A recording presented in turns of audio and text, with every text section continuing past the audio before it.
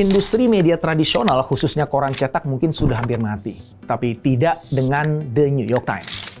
Setelah gagal berkali-kali melakukan transformasi, akhirnya media cetak legendaris asal Amerika Serikat itu bukan hanya selamat, namun berjaya di era digital saat ini. Sementara itu, para pesaingnya mulai berguguran satu persatu. Apa yang mereka lakukan berbeda? Apa strategi dan inovasinya? Seperti apa proses transformasinya? Yuk, kita cari tahu.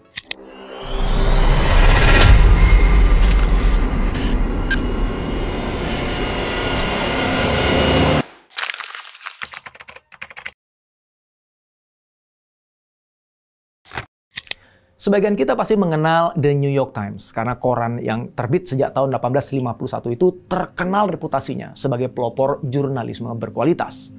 New York Times jadi tersohor ketika menjadi koran pertama yang mengabarkan tenggelamnya Titanic pada tahun 1912. Kemudian meraih Pulitzer Prize pada tahun 1918 setelah mempublikasikan teks pidato dan dokumen rahasia Perang Dunia Pertama. Reputasi New York Times sebagai koran acuan pertama untuk berita-berita berkualitas terus menguat, sehingga selama beberapa dekade, New York Times menjadi pilihan utama buat mereka yang haus informasi global. Reputasi New York Times yang sangat positif itu berasal dari tradisi liputan yang komprehensif, investigasi yang mendalam, serta narasi yang memikat, sehingga bisa menghasilkan karya jurnalistik yang utuh, akurat, dan kredibel.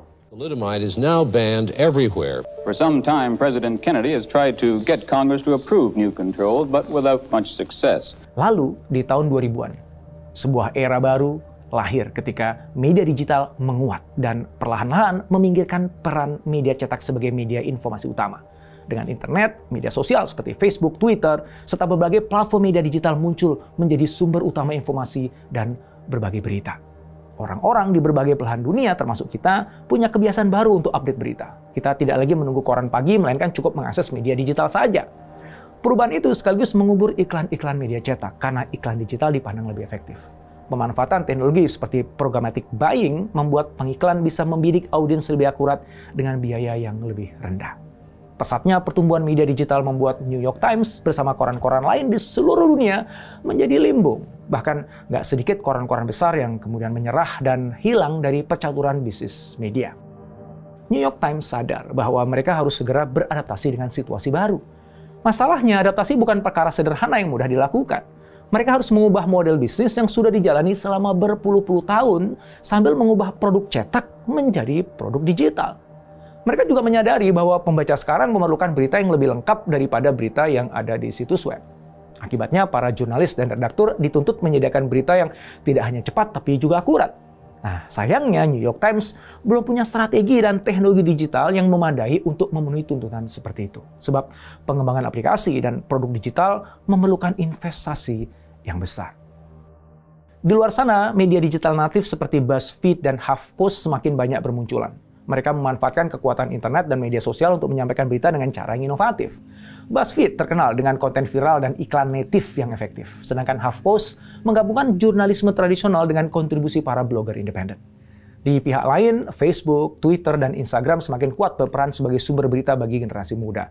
Dengan cepat, mereka bisa menyuguhkan konten yang mudah dicerna dan seringkali viral, sehingga lebih menarik buat anak-anak muda. Padahal anak-anak muda adalah para calon pembaca New York Times di masa depan. Nah, semua itu membuat New York Times dikejar waktu untuk segera membangun platform digital supaya bisa menyaingi inovasi-inovasi perusahaan teknologi. Ketika tuntutan adaptasi semakin kuat, New York Times menghadapi dilema besar. Di satu sisi, mereka masih bergantung pada pendapatan iklan dan langganan koran, walaupun pelanggan koran sudah berkurang dan kue iklan cetak terus menciut. Nah, di sisi lain, transisi yang dilakukan dengan menggarap media digital berisiko besar, karena pendapatan iklannya sedikit dan investasinya tidak sedikit. Apalagi perusahaan teknologi besar seperti Google dan Facebook sudah menguasai banyak dari kue iklan yang ada. Sementara itu, para eksekutif New York Times khawatir integritas jurnalistik akan terkikis akibat berkembangnya media digital. Mereka paham tidak sedikit media digital yang hanya bermodal engagement dan konten sensasional atau bahkan clickbait. Kalau sampai ikutan memakai modal seperti itu, jelas reputasi mereka sebagai sumber berita terpercaya akan rusak. Situasi dilematis seperti itulah yang membuat New York Times terpojok. Lalu, bagaimana cara New York Times keluar dari situasi itu?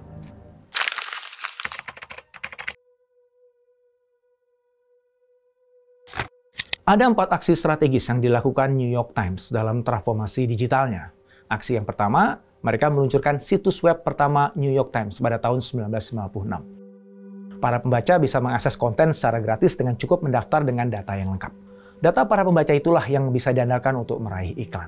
Sayangnya, cara itu sekedar memindahkan konten fisik ke format digital, sehingga susah menyaingi apalagi menghalangi kebangkitan media digital murni seperti HuffPost dan BuzzFeed.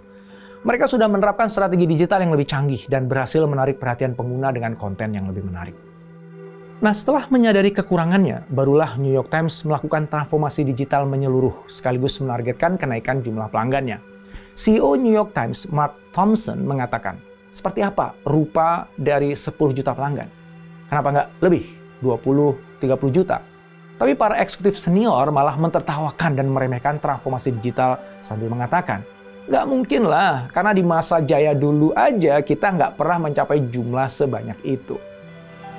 Untungnya, transformasi menyeluruh tetap dilaksanakan. Setelah menempatkan NewYorkTimes.com sebagai perpanjangan unit surat kabar, mereka melakukan investasi besar-besaran dengan meluncurkan entitas baru seperti New York Times Digital pada tahun 1999, Times Reader pada tahun 2006, Paywall pada tahun 2011, dan Beta pada tahun 2013.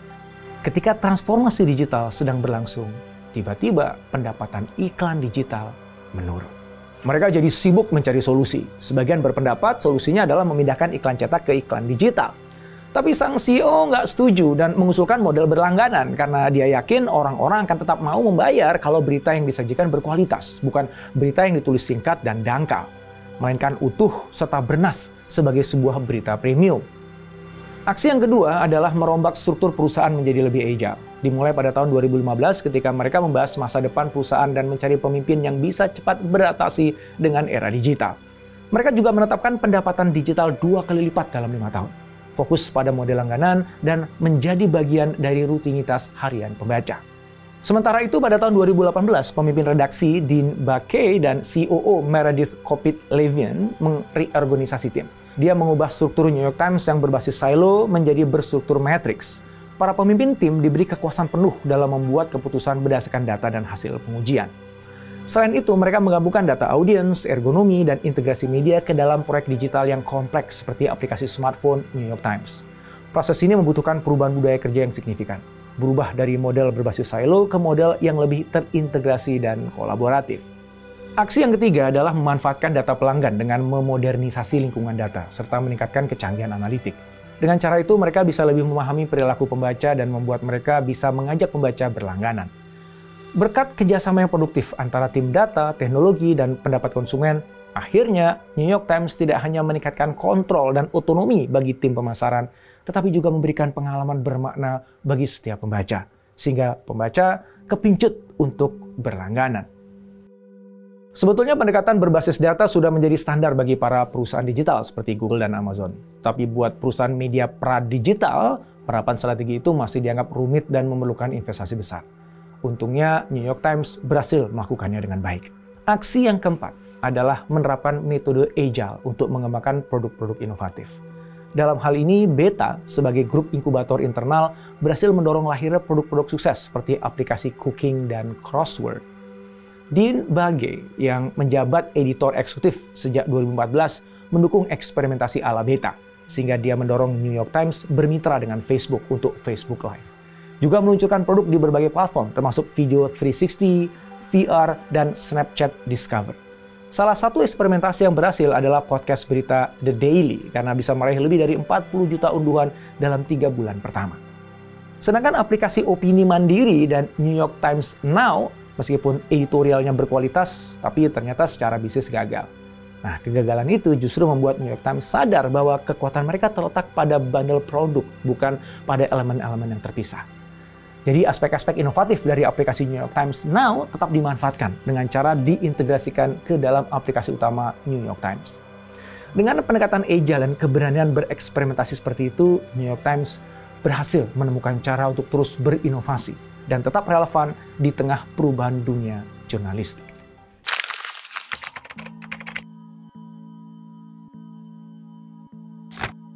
Secara perlahan, transformasi digital New York Times membuahkan hasil karena pada tahun 2017 pelanggan berbayar New York Times mencapai 3 juta. Ini pencapaian luar biasa, sebab tidak ada penerbit lain di Amerika Serikat yang memiliki pelanggan sebanyak itu. Apalagi setahun kemudian jumlahnya melonjak jadi 4 juta lebih. Pada tahun 2019, New York Times bisa meluaskan bisnisnya ke dunia televisi. Mereka meluncurkan program-program menarik seperti The Weekly di FX dan Hulu, Diagnosis di Netflix, dan Modern Love di Amazon Prime. Langkah ini membuat New York Times mampu menjangkau audiens yang lebih luas. Nggak heran kalau di tahun 2019 mereka sudah punya 5,7 pelanggan. Sekarang pembaca berbayar New York Times sudah mencapai 6,5 juta dan akan terus melaju menuju target ambisius mereka yaitu 10 juta pelanggan pada tahun 2025. Seiring dengan itu, pendapatan tahunan dari langganan digital sudah mencapai lebih dari 450 juta US dollar. Sumber pendapatan utama mereka bukan lagi iklan cetak dan digital. Sebab sejak diperkenalkannya metered paywall pada tahun 2011, pendapatan dari langganan digital mulai tumbuh secara pesat. Pada tahun 2022, langganan digital berkontribusi sebesar 42%, sementara iklan hanya kontribusinya 23%, langganan cetak 25%, dan sumber pendapatan lain termasuk acara dan produk digital berkontribusi 10%. Catatan ini memperlihatkan keberhasilan New York Times menyelamatkan diri di tengah gelombang digital yang membuat banyak media cetak lain menghilang.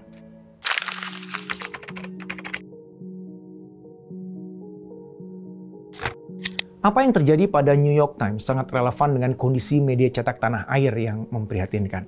Data Serikat Perusahaan Pers menyebutkan bahwa pada tahun 2021 masih ada 593 perusahaan pers yang bertahan. Namun memasuki tahun 2022 jumlahnya sudah mencut menjadi tinggal 399 perusahaan. Penyebab utamanya adalah menyusutnya kue iklan cetak setelah Google dan Facebook menguasai 75-80% total belanja iklan nasional. Kesulitan itu diperburuk oleh pandemi COVID-19, sehingga belanja iklan turun drastis dan omset media cetak anjlok lebih dari 40%. Belum lagi tuntutan untuk beradaptasi dengan model bisnis baru dan bersaing dengan platform digital global yang itu jelas butuh modal.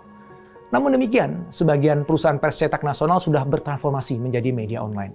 Untuk mempertahankan kualitas jurnalistiknya, mereka memisahkan konten di platform yang berbeda. Misalnya, Tempo yang mempertahankan majalahnya sambil membangun kanal online tempo.co. Sedangkan Kompas menempatkan konten koran cetak di kompas.id dan berita online di kompas.com. Sebagian besar pers nasional sudah menggunakan model subscription untuk konten berita eksklusif dan mendalam. Sementara itu, untuk berita yang sifatnya ringan, cepat, dan relatif clickbait, dipisahkan di platform tersendiri.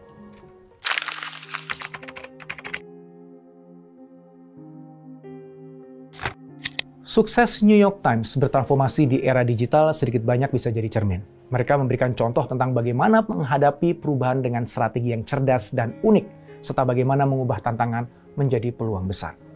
Transformasi digital tidak dilakukan hanya dengan sekedar memindahkan konten cetak ke digital, tetapi juga menawarkan konten premium yang layak dibayar. Cara ini masih jarang dilakukan walaupun terbukti berhasil, karena sajian berita berkualitas tetap dihargai. New York Times telah merombak struktur perusahaan supaya lebih adaptif dan kolaboratif, serta memastikan setiap keputusan didukung oleh data yang akurat. Dengan mengadopsi metode Agile, mereka bisa mengembangkan produk baru yang sesuai kebutuhan pasar. Dengan cara itulah lahir produk-produk inovatif seperti podcast The Daily dan aplikasi Cooking. New York Times juga berani bereksperimen dengan format dan platform baru, serta terus berinovasi agar setiap langkah bisa memberi nilai tambah bagi para pembaca. Terakhir, New York Times mengajarkan bahwa ketika dihadapkan pada perubahan, yang perlu diutamakan bukan hanya soal bertahan, tetapi keberanian berinovasi dengan strategi yang matang. Perubahan jangan dilawan, tapi justru ditunggangi dan berjayalah di atasnya.